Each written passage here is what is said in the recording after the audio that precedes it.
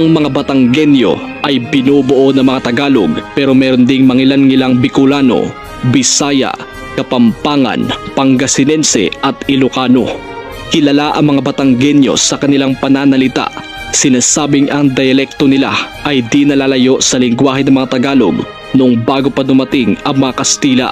Ilan sa mga unique distinction sa kanilang dialekto ay ang paglalagay ng sa kanilang pangungusap o di kay ang paggamit ng ga imbis na ba, are imbis na ito, garine imbis na ganito at laang imbis na lang.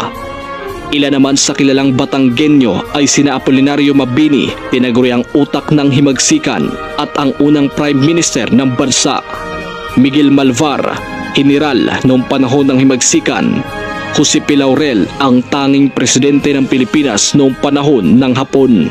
Felipe Agoncillo at asawa nitong si Marcela na siyang namuno sa pagtatahi ng unang watawat ng Pilipinas. Assemblyman na si Teodoro Calao.